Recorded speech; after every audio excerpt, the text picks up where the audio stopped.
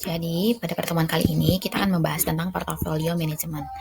Nah, apa sih portofolio manajemen itu? Nah, ibaratnya ini menu makanan nih, di mana manajemen portofolio merupakan seni dalam ilmu mengatur piring investasi agar lezat atau menguntungkan dan bergizi, aman dan seimbang.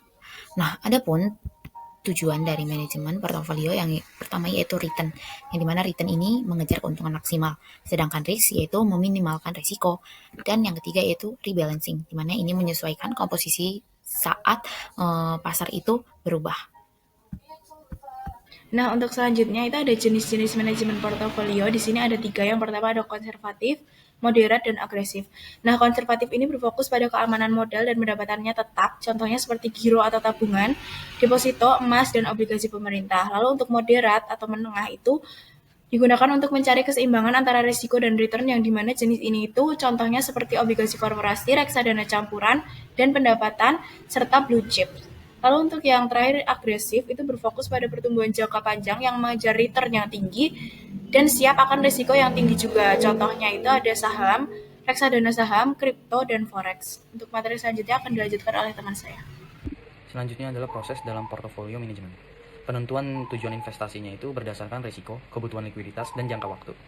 Lalu, kebijakan portofolio dan alokasi asetnya itu berdasarkan proporsi dana pada berbagai jenis investasi. Lalu, seleksi sekuritasnya itu berdasarkan pemilihan instrumen spesifik yang sesuai dengan tujuannya.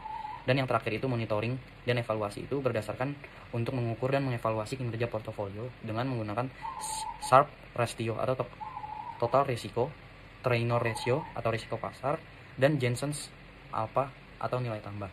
Selanjutnya akan dilanjutkan oleh teman saya. Yang selanjutnya adalah teori. Jadi teori yang penting dalam manajemen portofolio itu diantaranya ada 4. Yang pertama, modern portofolio teori, itu diversifikasi aset. Yang kedua, capital asset pricing model, yaitu risiko sistematis dan return ekspektasi. Yang ketiga, asset allocation, yaitu bagi aset sesuai profil risiko. Yang keempat, arbitrage pricing theory, yaitu return dijelaskan oleh faktor ekonomi, bukan risiko pasar saja. Selanjutnya adalah materi terkait risiko.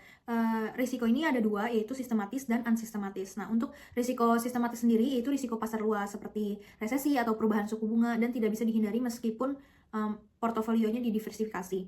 Sedangkan untuk yang unsistematis ini tuh risiko spesifik perusahaan atau sektor. Nah, ini tuh bisa dikurangin dengan diversifikasi. Simpulannya adalah manajemen portofolio itu bukan hanya sekedar mencari keuntungan saja, tapi tentang menyusun strategi sesuai profil risiko dan tujuan investornya. Nah, penting juga untuk memantau ekonomi, menyesuaikan strategi, dan meninjau ulang portofolio secara berkala. Dan memahami risiko dan jangan asal ikut tren pasar saja.